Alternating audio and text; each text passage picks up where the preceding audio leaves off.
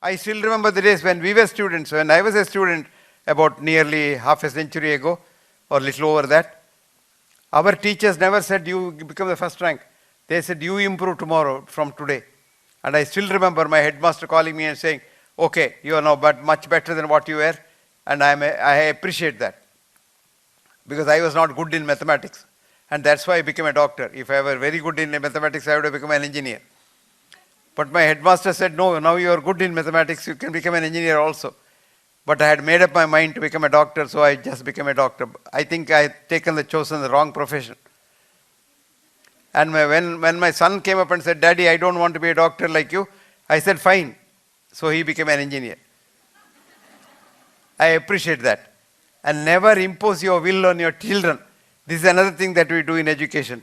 The father wants the son to be a doctor, so he sends him to the medical school. I have written an article, if you want to, it's in the internet, you read. Want to be a doctor, comma, think before you jump. Because if you are not having an aptitude to be a doctor, you are unfit to be a doctor and a danger to society if you are a doctor. First, find out if you are a doctor. I suggest students who want to be doctors to work as an ayah or a ward boy in a hospital after your PUC for about 2 weeks and see how people suffer.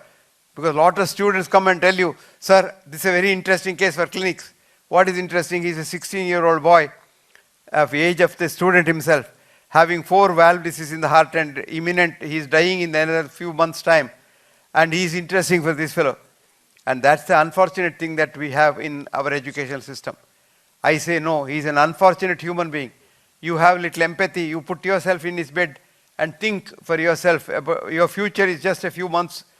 And then you are here for the benefit of the students, and the students come and tap you morning to leaving. You know, we doctors have become so inhuman now. We don't even bother, because I lost an army officer next door to me. I still remember that, just 2 weeks ago. This man was walking on the road. 3 students in one bike without any license. They came from the wrong side, hit him, and he fell down. And when he fell down, he hit the head. So he became unconscious. So immediately transported to an ICU of an intensive care unit of a very big 5-star hospital. Per day, they were spending about 50,000 to 1 lakh of rupees. But this man had injured his chest in the bargain. When he fell down, his chest got injured. The ribs went in and fractured the lung, and the lung was collapsed. But nobody examined him. They just said he's unconscious, so take a CAT scan, dog scan, and a PET scan, and all kinds of scans were taken. And they went on treating his head injury, but never even bothered to examine him and touch his chest. And this man died. And on postmortem, we found the death was due to the chest injury and not due to the head injury. This is very unfortunate. But then, this is what we do. I always say, now you go to a doctor today, nobody examines you. They simply write tests. By the time you say head, all the head scans are written. By say chest, all the chest things are written. And this is where the problem comes. A very prominent doctor, very senior doctor in Madras wanted to see me one day. He called me and said, sir, I want to consult you. I said, okay, come along. So he came with a big file, thick file. He said, sir, I went to Singapore General Hospital and this is my file. So treat me. I said, if I read that file and treat you, I'll have to treat you what they treated you with. I want to examine you. Sir, you want to examine me? Nobody has examined me, he said. I said, no, I want to examine you, because I was taught when I was a student that you must first clinically examine a patient, come to a conclusion, and do 1 or 2 tests to either refute it or confirm it. So he reluctantly removed his shirt and lied down on the table. Then I went and examined him for about half an hour and came to some conclusion which was different from what that file had shown. He got better. He was on 28 tablets. I gave him only 2 tablets. And he went home and told his wife, that man examined me like a 3rd-year medical student. She was also a doctor. She said, and that's the right way to do it. And that's how it happens. So today we have lost that being a doctor is being compassionate. And being a doctor, a lot of people have a fight whether you should take English medicine or Ayurvedic medicine. There's no caste system in medicine. There's nothing called English medicine or Ayurvedic medicine. They're all medicines. That's all. They all come from the same source, either from vegetables or from animals. And they are all same. They are refined, a little more refined in the Western medicine, a little more crude in the Eastern medicine. That's all the difference. Like, for example, I still remember when I was a student, for the heart failure, we used to use the leaves of Digitalis lanata, a plant. And we used to have powder lanata, and we used to give it. crude, but large dose, small dose is all right. Today we have a refined digoxin tablet in the Western. A little extra dose, a man may die. A little less dose, it's not effective. So the therapeutic and the killer dose are very close to each other. In the Western system, that's the curse of medicine. More people die because of our medicines than probably without them. Adverse drug reactions, ADR, is the commonest cause of death in the hospitals today. And you won't be surprised if you see the prescriptions, this laundry list of prescriptions. Every doctor who comes to see, because the specialist is one who knows more and more about less and less, until he comes to a stage where he knows more and more about nothing. And you see a head specialist gives head medicines. The leg specialist gives leg medicines. So total medicines will be 28. I saw one lady in Chennai the other day, mother of a very prominent family in Chennai. If I told you, you'll know who they are. Very prominent people. So the son came and said, "Sir, please, for my mother's sake, please come home and see her." I normally don't go. Anyway, I went. I saw this lady in a large air-conditioned room where the windows are not opened for donkey's years. And she is sitting there, and the room was like Himalaya, so cold. And she was sitting in a large bed, never seen outside. And she was taking about 28 tablets. So I examined her and told the son, first thing is put all the tablets into the waste paper basket. Then I said, open all the windows and put her outside in the sun for 1 hour. You will be surprised, the lady who was not able to get out of bed is now able to walk to the music academy in Chennai, and she is very happy with only just 1 or 2 tablets. But sunlight is the best medicine. And probably what is important is water is the next medicine. And there is a nice saying, a lot of people say, Vaidyo Narayana Hari, doctor is God. Nobody said that. Do you know what it said?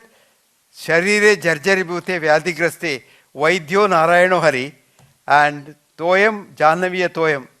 As when you are very seriously ill and about to die, your best doctor is God himself, and the best medicine is Ganga Jal. Both are true. Even today, in 2018, that sloka is absolutely true. And no, Vaidyo Narayana Hari is not, you are not called God. God is the best doctor, which is true.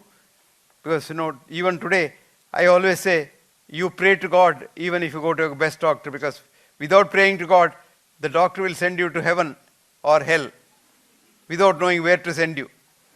And I always console my patients, don't worry. The people are terribly worried about, dying. So I console them. Why worry? Death you must know. Everybody has to die. That's where you're aiming at. Dharma, Artha, Kama, Moksha. Of course, now if you go into Advaita, you can get moksha in this life itself. What's called Jivan Mukti. But if you don't, you die and go to moksha. And where do you go? Either you go to hell or heaven.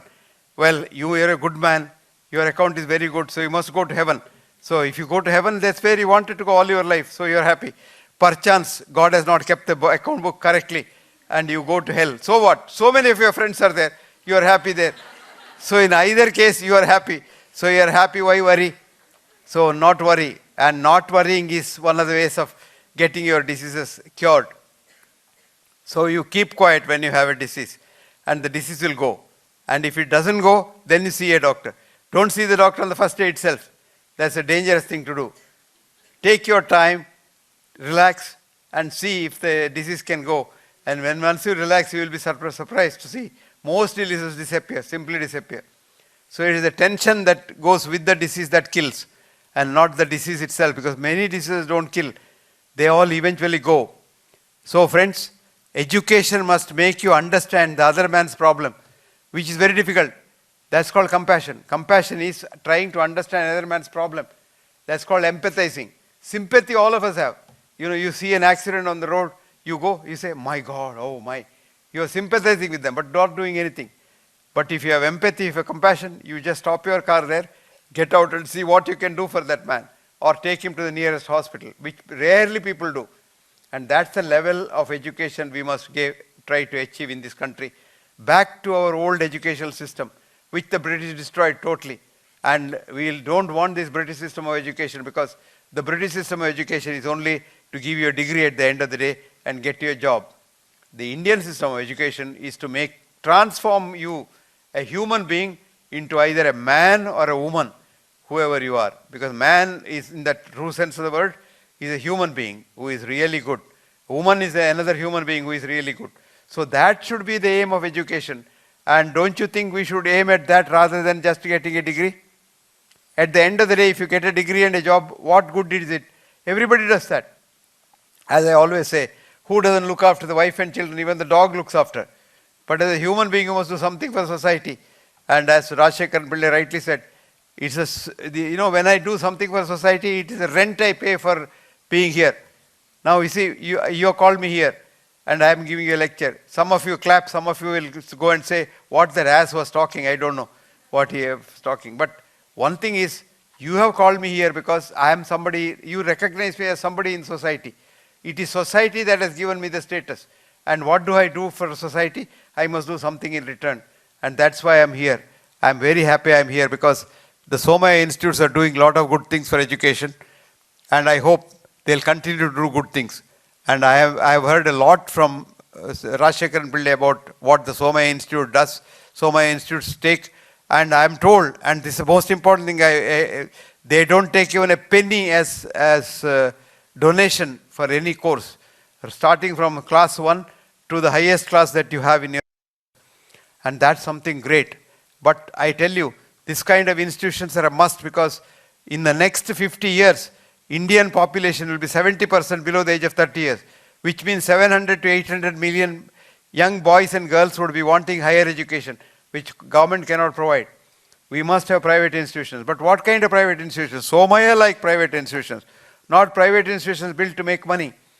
And you must have institutions with the responsibility. And these are the institutions which the government must eventually fund because institutions cannot sustain themselves if they don't take money from the students.